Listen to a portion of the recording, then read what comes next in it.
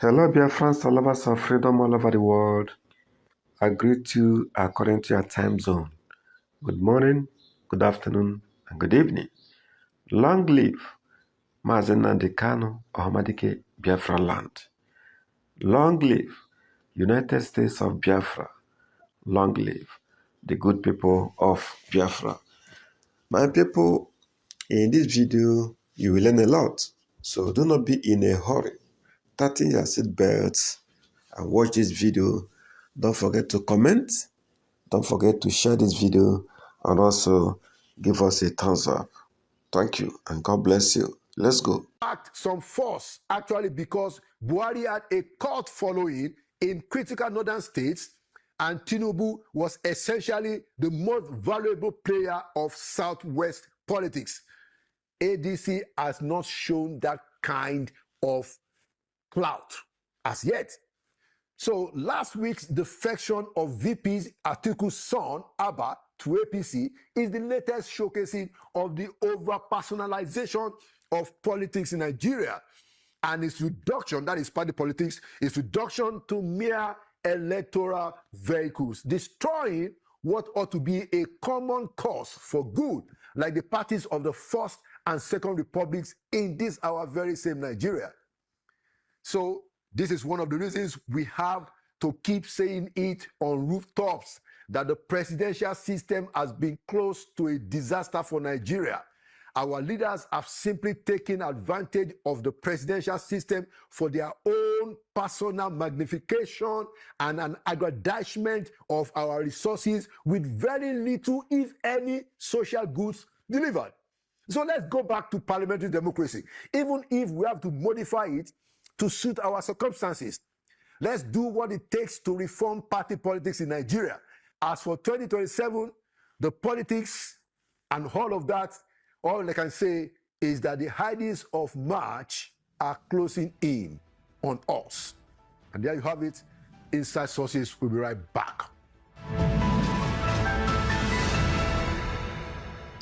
Welcome back to Inside Sources. Today, I'm leading the show with a conversation on the future of Nigeria with a Nigerian female politician of note, somebody who has been a gubernatorial candidate in Oyo State, representing the National Interest Party in 2019. She's also an educationist. She has served in various capacities, both at federal and state level, and she's currently an ADC chieftain in the state, possibly going to be running again for governor. I'd like to welcome to Inside Sources for the first time, Honorable Bolanle Aminat Sarumi Aliyu. It's good to see you on Inside Sources, Honorable. Thank you so much, Sir Laulu. I appreciate being here. Thank you so much. Thank you so much. And there's quite a bit of traction that you have on social media. And of course, you ran for governor in 2019 under National Interest Party. You've also served the Oyo State government and the federal government. So I wanted to ask you, if you look at where Nigeria is today, do you think that we are on course to greatness, which many of us believe is the destiny of our country? Thank you very much. So first, Salaulu, yes, Nigeria is a great country. Nigeria will be great. However, it needs more people to get involved. People will be like, I'm not interested in politics, I beg, I don't want to hear it. Lie, it starts from there because everything is affecting you because of the wrong leaders you've chosen. You have to put your children in private schools. Why? Because the government schools have run down. I went to St. Louis Grammar School, Mokola Ibadan. It was a good school at that time. I'm sure you also went to a government school. So you are putting your children in private schools, you're spending more money. If the leadership or the government gave you quality education in the public schools, you will save your money, carry your children from the private ones, put them in the government ones. You won't have to overstretch yourself. Same thing with the healthcare system. So it all boils down to who we choose to lead us state by state and at the federal level. So you all have to join us. You don't need to contest. You can partake, you can invest, you can spend your time and volunteer. Once you see somebody good come out, support that person. Let us do it bit by bit. Because look, in the UK, where my mom is from, when someone comes out and says, I want to be your representative in this local government, which you would call your local government, maybe chairman or your house assembly, yes, your assembly members, Right. you will sit the person down. The community will gather themselves together and tell the person, what are you going to do when you get there? He will write all his manifestos, give it to them. They'll say, no problem. Now go out, go on radio, go on TV, let people know who you are. We personally, the neighbors, the people in that local government are going to campaign for you. We're going to knock on doors and tell people, this is the person we want to elect in our local government. 1 naira you will not spend as an aspirant or candidate. Once you get there, you can never go against what you wrote for them. They will call you again 3 months later, 6 months later. Oga, you told us you would do XYZ. You said you will fix this. You will pass this law. You have not done it. Can you go and resign honorably? Wow. If you resign honorably, they'll say, yep, he's a good guy. You know, he listened to us and he's resigned. He can queue up for another term. However, we got somebody else to try out. If you refuse to resign, they will get the signatures together and they will remove you. Wow. However, you have no chance to come back again. When are we going to get to that point in Nigeria? When are Nigerians going to realize that they're the ones with the power in their hands to make these people honorable members, senators, governors? When will Nigerians realize that the power is in their hands? I want to see that day, and it must happen before this 2027. I mean, I must tell you that, you know, you just fired something, because this is exactly what we are trying to do, to give information to our people that they hold the power. Yep. Now, the reason why that hasn't happened is simply because we have, for the most part, politicians who have managed to hijack the system, and they have hold of it, and they don't want the people to know that they are powerful at all. Yes. You know, so that is really part of what we need to do to change that dynamics. And I'm going to ask you a specific question, because I've been looking at this myself very closely. I imagine, and I'll ask you to comment, that part of the problem that we have is that we encourage our people to vote. Not that we have enough people even voting. No, it's not. It's terrible. But we encourage them to go to vote. You know, we've even registered 94 million at the last time. And only less than 30 voted. Maybe 30 million. Maybe 15 actually. Yeah. About 29 million. The total votes was 29 million. Okay, all right. Because of the smaller candidates. All right. Oh, exactly. Okay. Yeah. So we have 29 million, and then out of 94, Yes. it's still lower than West Africa. Terrible. But it seems that the real core of the problem is actually the fact that we allow the politicians to run the game at the ward. People are not involved in it. They gather a number of, you know, I don't want to describe them as riffraffs, because there are still decent people there. So we call them uneducated. Yeah. Uneducated. Unenlightened Yes. people. People who don't really have some value. There are people who have value, and we don't condemn them, but for the most part. And so they become a godfather there. They know what they want. And when it's time, and they share the produce, money. they produce certain candidates that are beholden to that cause. And then we ask our people, come out and vote. Who are they voting for? Thank you. They are voting for people who have emerged from a process that is clearly already, you know, So what do you think about that? Absolutely. Don't you think that is one of the things that we need to ask people to go and become members 100%. in the walls? 100%. So because I am involved, I contested in 2019. I ran the campaign for 1 solid year. So that's 2018, leading up to the election. So I saw it live and direct, and I knew where the problems were.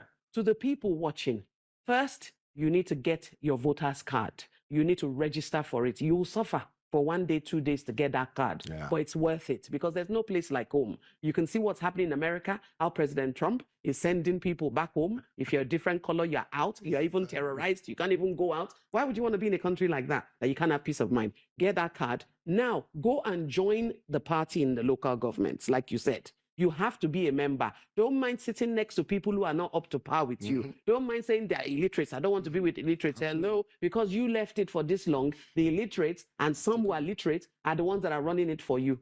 Like we said, only 30 million, under 30 million people voted last election. It's terrible. considering the amount of people that we have that have voters cards in their homes. It's because we have 2 million people. It's because our people refused to go out. They just collected the card for fun and sat inside. Also, they were told that there's going to be violence. They do it on purpose. To scare They'll people. scare you in the area. Nobody can come to your area and rig you out if you did not allow them to do so. So join a party, whichever party you want to join. Begin to attend meetings with them. Why? So that you can become a delegate.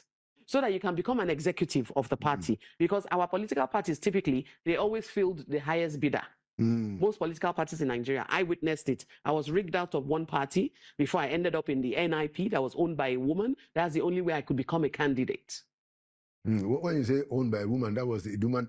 The woman founded it. She founded it, and it was a party that you don't have to spend a lot of money to become a cousin. You don't have to bribe or do anything. It was a simple party for Nigerians, but they deregistered us because if you don't win any election, INEC will deregister you. So I had no choice than to go into the ruling party. Well, not ruling, but became ruling. I then joined PDP. Yes. When did you join PDP? I joined them after the elections when I lost. All right. Yeah, I didn't step down. I fired to the end. So as I was saying, the parties have been fielding aspirants that don't make sense most times. So it's whoever they give the people are forced to vote for. So many people be like, I'm not voting for that person. I'm not coming out. So for you to be a delegate, be an executive, so that on the day of the primaries, you will choose the shots. You will even ask for a debate. You know, there's some representatives that can't speak English. And they are working for us, and they are in the Senate, and they're in the House, and they can't even talk and communicate with people because the parties collected highest bidder. I mean, it's so taking it further. I remember when I was in UI that we used to even have manifesto night. Thank you. You know, those things don't happen. But not the parties. Yeah, those things, stations that did it. It doesn't happen in the local governments, and even at the level of governors and presidents, they decide to choose whether they want to be part of it. Some don't even come. Yeah, you know. So I wanted to ask you, in your experience in 2019, when you campaigned in Oyo State to be governor, and you were the candidate of NIP. What do you think was responsible for the people not to come out to vote for you, and instead voted for other people that you considered, you know, not representative of their interest? So basically, it was all money. It's called money politics. Money politics is alive in Nigeria, and the politicians continue to weaponize poverty so that when it's time for elections, they can buy your votes. It's going for 5K, 10K, some votes 20K. So until we put an end to money politics, you will know your representative from the first day you actually elected that person. Give that person a few months in office. If that person has not come back to your constituency to carry out projects that they are collecting money for, chase that person out of that local government. We need to put power in our hands. So when they realize they cannot rest, when they realize they cannot enter that local government again, they will change their behavior. So it is about people just suffer for that moment. Don't fall for the candidate that turns up with money in Ghana must goes. Listen to their manifestos, learn their plan, look at their profile and see what they've ever done before you follow the money. Following the money has put us where we are today because they buy votes. So votes are being bought. To be a governor in Nigeria today, you must spend minimum of 5 to 7 billion. If you go to the oil states, I'm sure you're spending 20 billion. What is that money for, if not to buy the votes? And it's pathetic. You see sitting governors with 300,000 votes. They've become governor of a state that has 10 million people. Only 300,000 people voted for you. That means you're not popular. That means you're not their choice. They just sat down and decided not to vote for you. Well, it's really a problem that I've been really worried about, you know. And of course, we know that money is part of the process, you know, and it's because of poverty. And I'm just wondering, what is the first thing, besides us just telling them that, you know, this is not what you should do? It's to cover them up.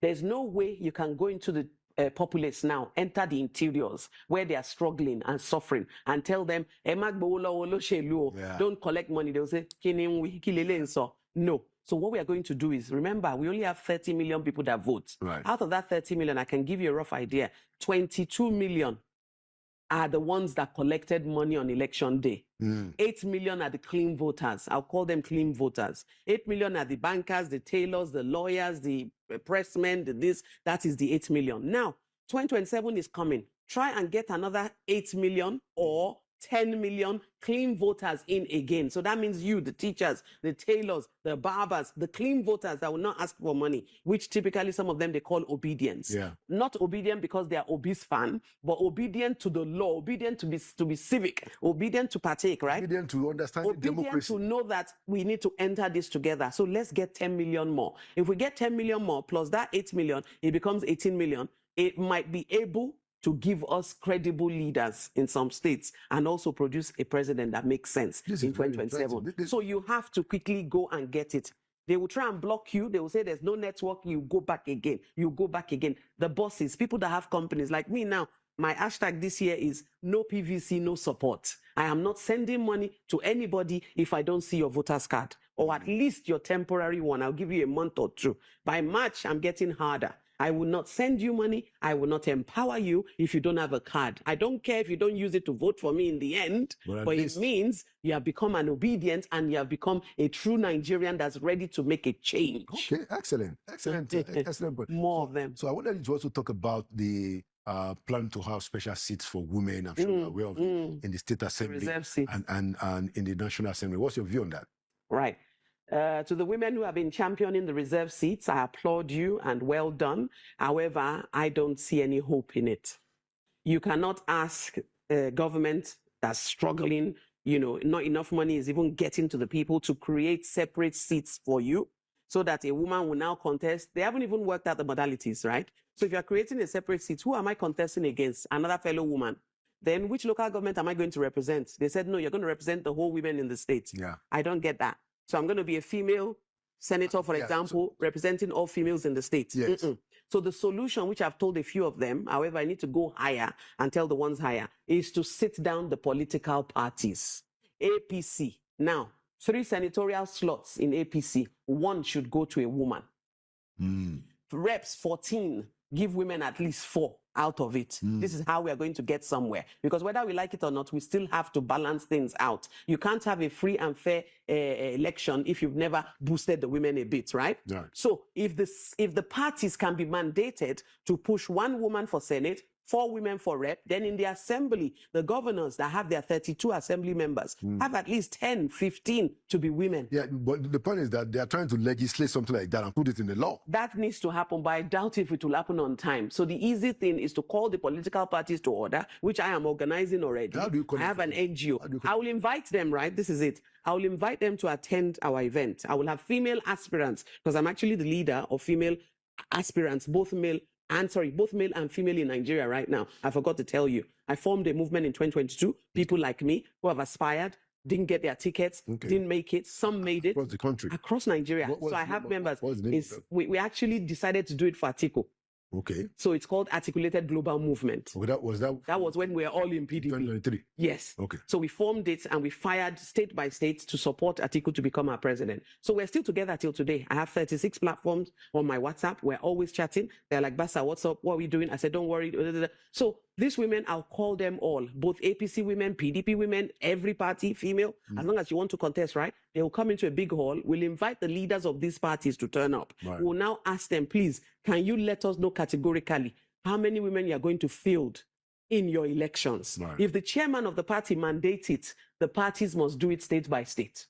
But guess what? Nigeria is the sitting governors that choose who they want. The governors buy the forms for their senates, for their reps, for their assembly. So if the governor doesn't want you as a female, you are not going to get it. Some of the governors even make a public show of it. Yes, they do. I paid for everybody. Yes, they even point. They say, I'll choose you for my local government. I'll choose you for this local government. It happened to me. Very exciting conversation. I wanted you to also talk before we finish about ADC as an opposition platform next year. So I know that you are supporting Atiku. You already said that, but aren't you worried that about rotational presidency? Don't you believe in rotational presidency?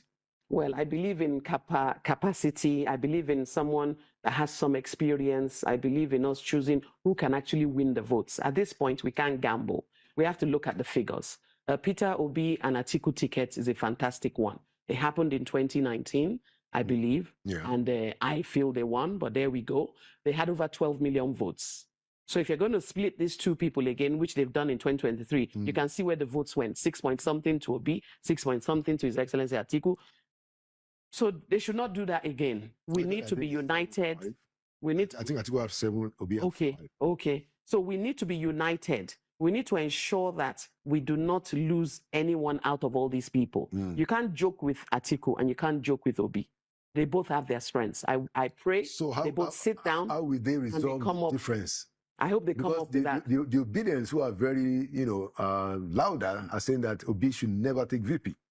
They shouldn't talk like that because they don't know politics.